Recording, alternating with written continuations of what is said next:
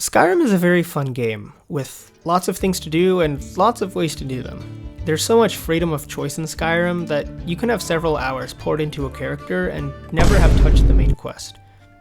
I personally have hundreds of hours in Skyrim across 3 different versions of the game, and my count of characters that have finished the main quest has been in the single digits for over 10 years.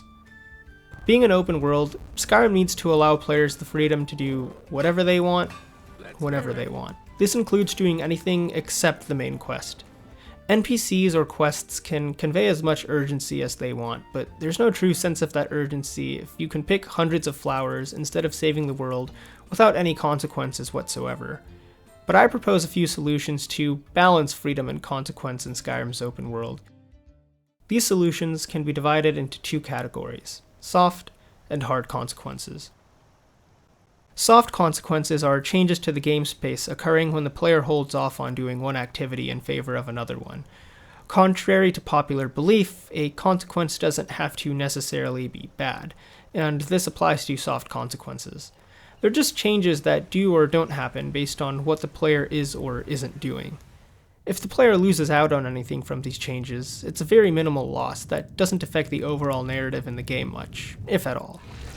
Hard consequences work much in the same way, but the changes in the world are more impactful. Unlike their soft counterpart, hard consequences likely will be bad, and can affect the game in very heavy and even permanent ways.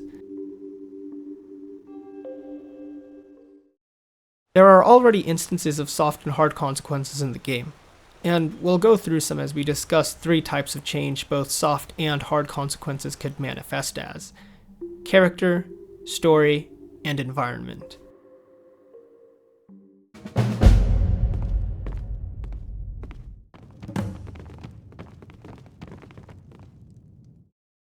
First is world-oriented consequences. These involve changes to the physical world space due to proactivity or lack thereof. An actual example of this is how the Ragged Flagon changes in appearance as you complete more Thieves Guild quests. As more and more are completed, the place becomes decorated with banners, new merchants opening businesses, and trophies from your adventures with the Thieves Guild. This is an example of a world-oriented consequence because there are changes in the world space based on player activity, but the changes are mainly aesthetic. My world-oriented proposal has to do with the destruction of the Western Watchtower due to the dragon Mirmulnir attacking it. In the vanilla game, the quest isn't affected by you fleeing the battle. My proposal is that if you leave and go far enough from the Western Watchtower while Mirmulnir is present, when you return you'll see the Watchtower is more destroyed than before, and there are burnt corpses, one for each guard that went there with you. After Mirmulnir is defeated, there can even be graves for the guards that died there. Guards don't play a big role in the main quest, so these changes would have minimal impact on the game's story, thus being soft consequences.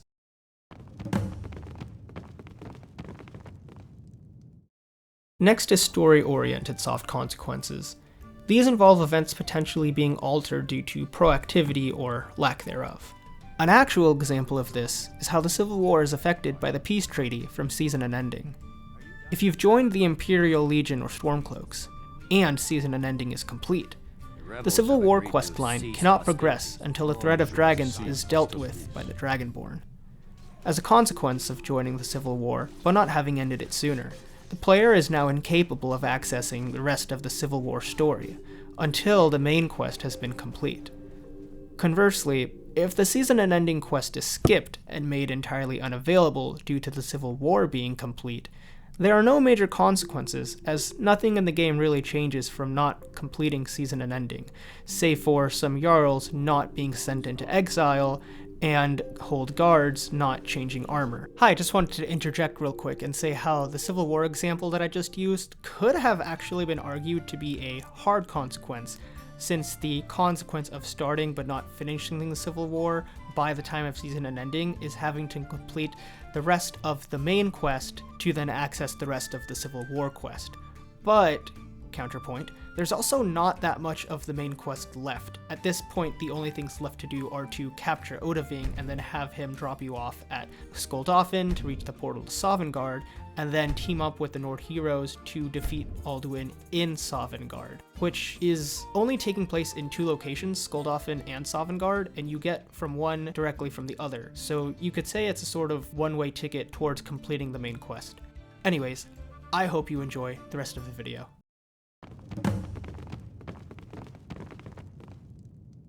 My proposal for a story-related consequence pertains to the Horn of Jürgen Windcaller. In the vanilla game, the Greybeards task you with retrieving the horn from Ustengrav, but you eventually realize that Delphine got the horn first to get your attention, and wants you to prove you're the Dragonborn by slaying the dragon Salaknir. It's also important to point out that until you return the Horn of Jürgen Windcaller to the Greybeards, you won't be able to progress the main story and meet Parthenox, who tells you about a shout pivotal to progressing the main quest, Dragonrend. Yet, despite knowing the horn is important to you, Delphine gives you the horn before you prove anything to her, abandoning her leverage to get you to do anything for her. My proposal is a simple one. Delphine doesn't give you the horn until you slay Salaknir, or any other dragon that she witnesses you absorb the soul from before you reach Salaknir. This makes sense, given that she wants proof that you're Dragonborn, and that proof can be given by absorbing any dragon's soul, not just Salaknir's. That said, she will still urge you to help her kill Salaknir, since he's a threat to Kynesgrove, and the main quest will not move forward until you do. This way, there's a story-related consequence to not slaying Salaknir, but it can be overcome simply by doing as Delphine asks.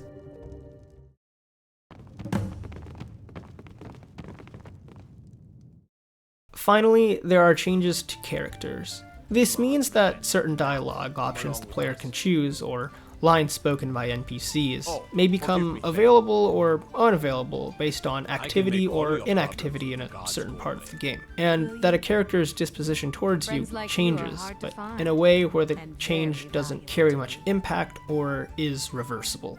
An existing example of character-oriented soft consequence is in the Bonds of Matrimony. In the quest, you go to your wedding at Riften's Temple of Mara and get married. However, if you fail to show up, new lines will be spoken by your would-be spouse, expressing their resentfulness towards you. However, this can easily be fixed by speaking to your fiancé and convincing them to still marry you, which is done through new dialogue options available to the player only after missing your wedding. Conversely, you can choose to tell your fiancé that you never truly loved them, which will make them unavailable as a marriage option from then on. However, even if they hate you afterward, it doesn't change much of any story element in the game, and if they're quest-related NPCs or a vendor, they will still serve those roles. Functionally speaking, though their disposition towards you has changed, they will for the most part interact with you the same way as before.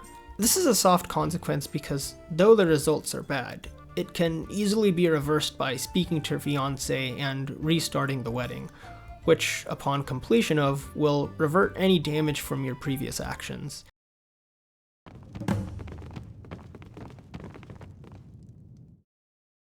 I propose that if you're a high enough level, I'm unsure what that level would be exactly, and enough time has passed between Alduin's defeat at the Throat of the World and his fight with you in Sovngarde, I'm also unsure what amount of time would be appropriate, that during your final fight with Alduin, he mocks you for taking as long as you did to come face him, questioning if it was a struggle to make it this far because you're too weak. Perhaps he can also be aware of certain milestones in your journey and antagonize you based on those as well. For example, if you've completed the Companions, Alduin might threaten to consume Kodlak's soul, or if you've gotten a certain skill to 100, Alduin might tell you that no amount of that form of knowledge can save you from what he's going to do to you. But regardless, the main idea is still that he ridicules you for taking so long to come after him. It's a character-related consequence of not taking action sooner, but it's not really punishing the player for it. If anything, it's consistent with Alduin's arrogance already displayed in the game.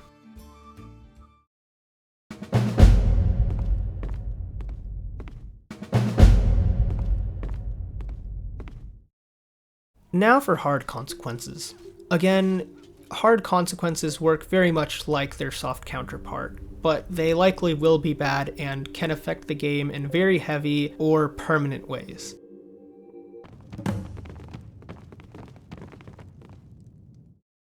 First off is character. In the vanilla game, the Blades will give you an ultimatum: kill Parthenax or receive no further help from the Blades. If you kill Parthenax, Arngir shows anger towards you, refusing to forgive you or help you in any way, and the Greybeards as a whole will no longer speak to you. The Blades, on the other hand, welcome you in once more and affirm your actions, and will be willing to hunt dragons with you.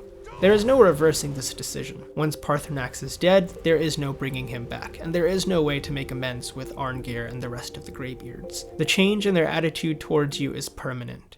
You will never receive forgiveness for what you did.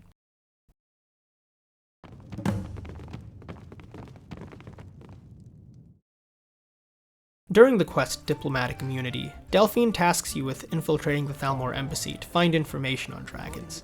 Pretending to be a guest, you enter only to be greeted by Elenwen, who asks you about yourself before Malborn distracts her. Your interactions with her throughout the main quest are very limited, with your only opportunities to have a conversation with her being during Diplomatic Immunity, with none of the exchanges being consequential in the long run. There are a few instances of her having dialogue outside of Diplomatic Immunity, but they're just lines of dialogue and they can't be interacted with, so it's not really a conversation. My proposition is that during the quest Diplomatic Immunity, you can choose to disclose to Elenwen that you were sent by Delphine to infiltrate the embassy. This would lead to Elenwen pulling you aside into another room, where she will question you, but ultimately decide to have you lure Delphine into a trap, where she will be massively outnumbered by Thalmor. This is because the Thalmor dossier on Delphine says any move against her should be made with overwhelming force, and that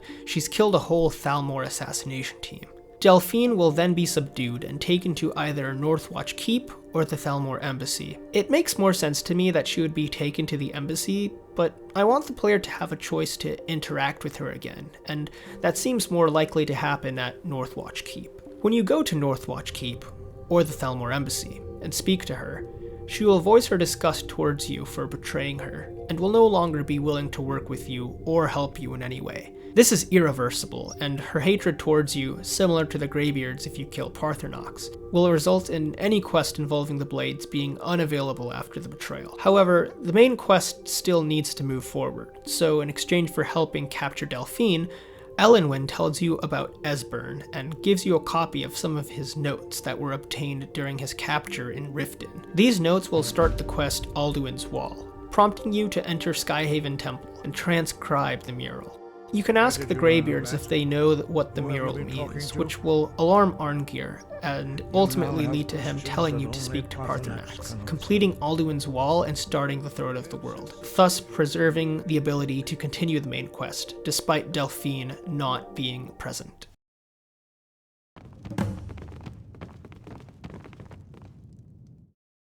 Next is world-oriented hard consequences. Survival mode is a game mode from the Creation Club add-on of the same name. The game mode can be toggled on and off after escaping Helgen and does multiple things, but relevant to world-related hard consequences is adding exposure. This game mode divides Skyrim into 3 climates: freezing, cold, and warm. The colder a region is, the more it reduces the player's warmth, leading to debuffs and, at worst, even death. That in itself is a hard consequence, as you lose progress if you stay in the cold too long.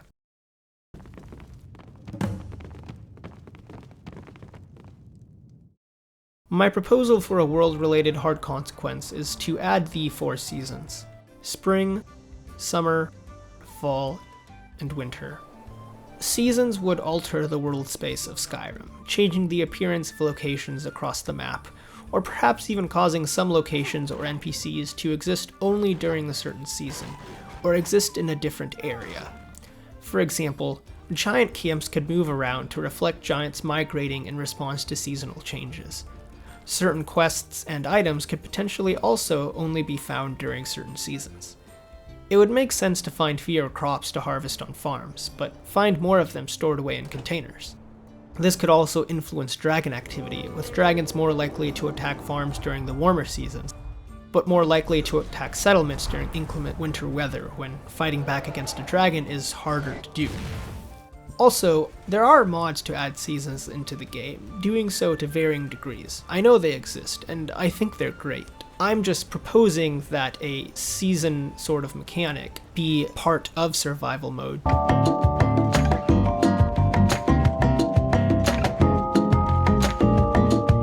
To help with adding consequences to the world space in an environmental way.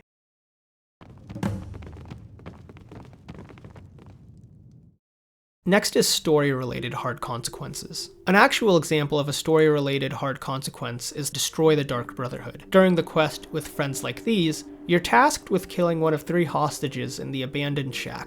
Normally, killing any number of these captives will cause the quest to progress, furthering the progression of the Dark Brotherhood storyline.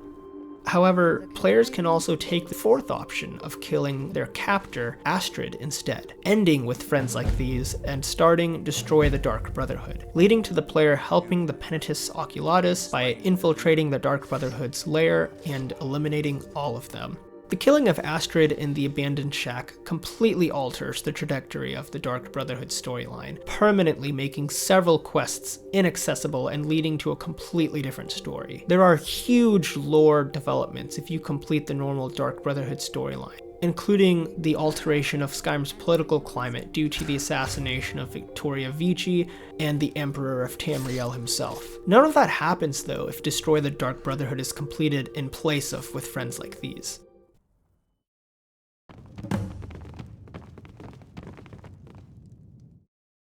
In the vanilla game, no matter how much time you take, Alduin will never overcome your procrastination. You can take as long as you like, but it's almost as if he's just waiting for you to beat him. There's no scenario where he actually wins. There is a mod that addresses this issue, End Times by Grassid, or Grasskid. I'm not entirely sure, so forgive me if I'm mispronouncing it. With this mod installed, if you don't slay Alduin within a certain amount of time, it rains fire from the sky as Alduin brings about the end of the world. It's a great mod, and it adds stakes for the game that weren't truly there before. And people clearly like it, given how many endorsements, downloads, and views that the mod has. That said, there is one question I have, not about the mod, but about the plot of Skyrim itself. What exactly does Alduin want? The lore preceding the events of Skyrim says Alduin will devour the world, ending it. However, in-game, we learn that he once led an army of dragons while ruling over mortals in Skyrim, and it can be understood that he's resurrecting dragons during the events of the game to rule over mortals again. I've taken this into consideration, and have the following idea. There are a couple of ways Alduin winning could look. One is in the same vein as the End Times mod, where Alduin seeks to fulfill his destiny as the World Eater. However, I still want to address why he would need to be resurrecting dragons in the first place. This could be explained as either Alduin needing help since he isn't at full strength, or because the resurrection of dragons isn't a direct action of Alduin, but rather caused by his mere presence. This would also require rewriting a Blade in the Dark, as well as any encounters with Alduin resurrecting dragons besides Soloknir. This way, Alduin can be interested in ending the world, but there is still an explanation for why dragons are returning. This would also explain why Feldir the Old used an Elder Scroll to banish Alduin, since his absence would make rebelling against dragons easier, as they can't come back once slain. This can also be used to explain why Alduin lost interest in ruling. He became jaded after realizing that as long as mortals exist, he might relive the paradox of being the ultimate dragon, yet being subjugated by mortals knowing Dragonrend. Alduin is broken, and now hates this mortal-infested world. Alternatively, if Alduin wants to rule the world instead of ending it, the return of dragons can be explained as Alduin amassing an army once more. If you take too long to slay Alduin, it will be too late to stop Alduin and his army. This could look like a pre-rendered cutscene where dragons raze every city before some sort of game over message is displayed like, "You lost," or "Alduin won." Maybe even something with more flair like, "Prophecy failed us," or "Only one destiny could prevail. It was not yours." Or maybe just "Zu-U Alduin," as if Alduin himself is gloating over your failure.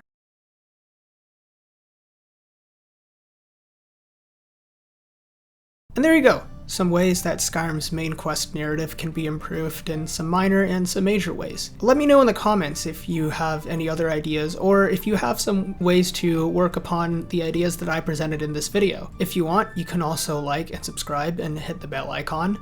Anyways, I hope you have a nice rest of your day.